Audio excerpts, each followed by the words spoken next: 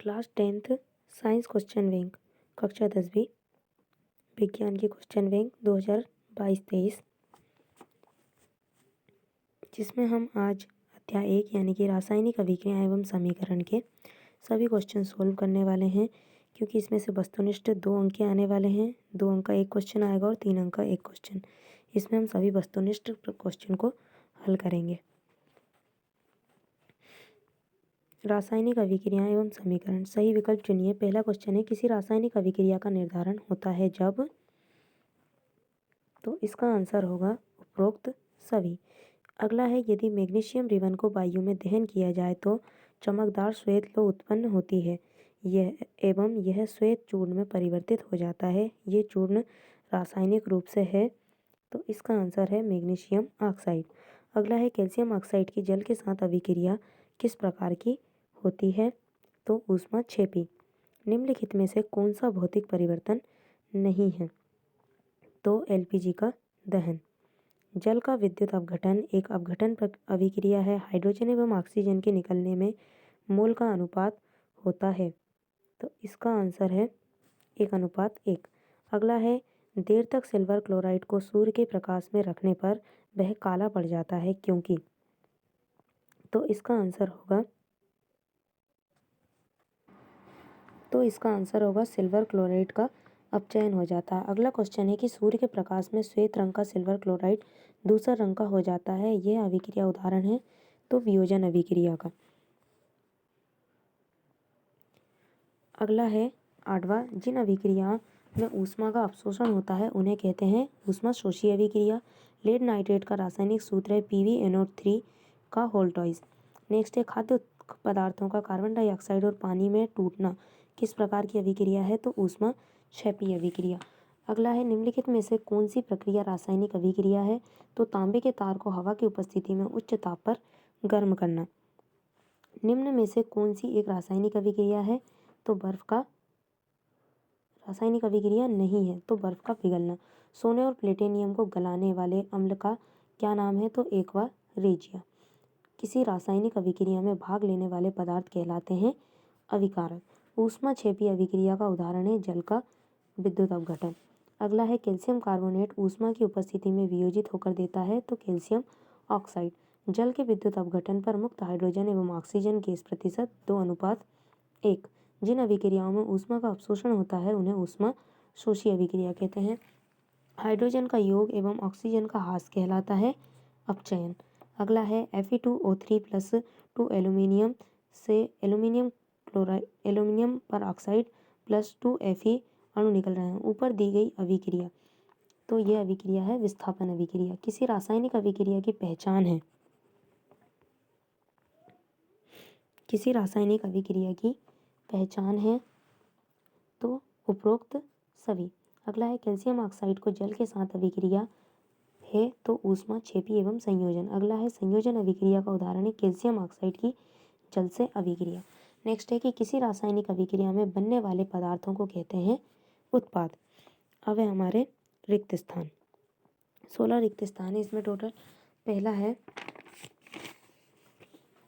Pop ध्वनि के साथ जलने वाली गैस है, तो H2 यानी कि हाइड्रोजन गैस। अगला है, हमारे शरीर के कोशिकीय स्तर पर भोजन का दहन श्वसन कहलाता है। लंबे समय तक सेवन न करने पर सूखे मेवे के सड़ने का कारण है विकृत गंधिता। अगला है, हाइड्रोजन का योग तथा ऑक्सीजन का ह्रास उपचयन कहलाता है। अगला है, दीवारों पर सफेदी करने के 2 दिन बाद दीवारों पर चमक आ जाती है, ऐसा कैल्शियम कार्बोनेट के निर्माण के कारण होता है, जिसका सूत्र है CaCO3।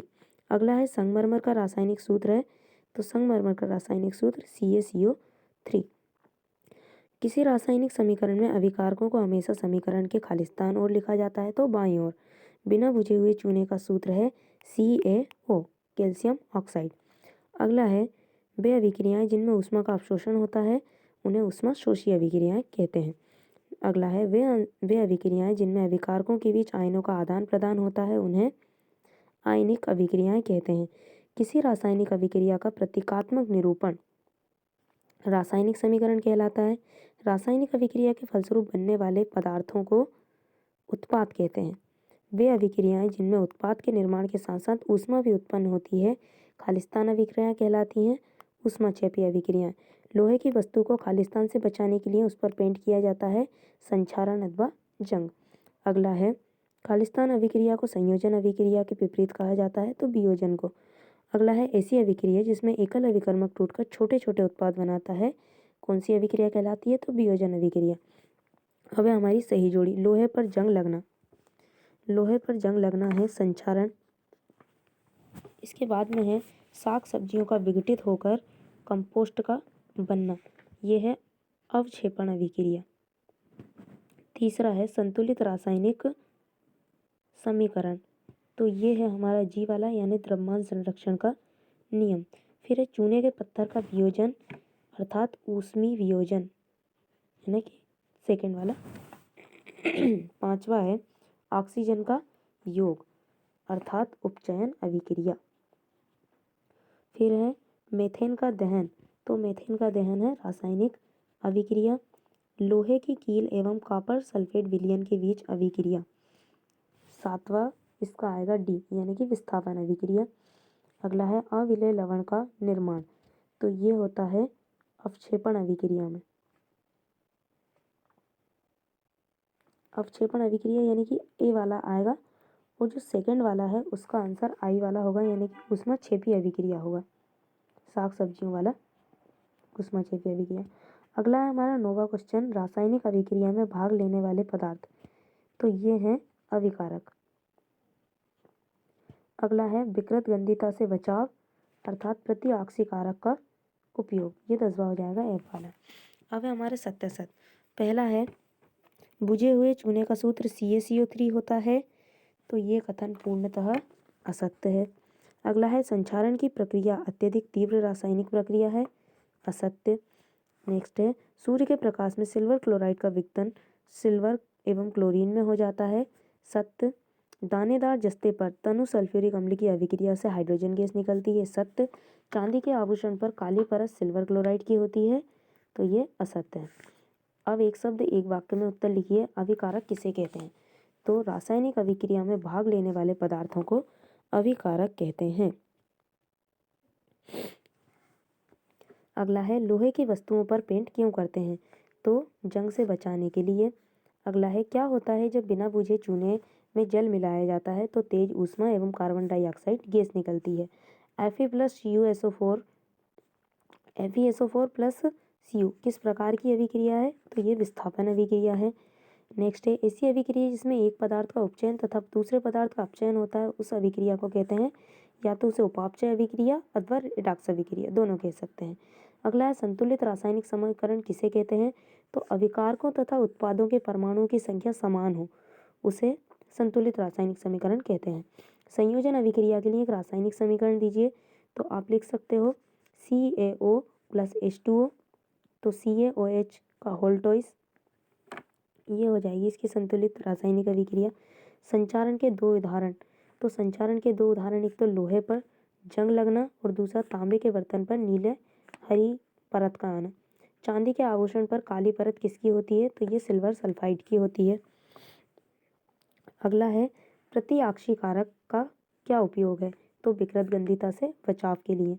अगला है रासायनिक समीकरणों में पदार्थ की जलीय अवस्था को किस प्रकार दर्शाते हैं, तो कोष्टक में छोटा l लिखकर, यानी कि लिक्विड।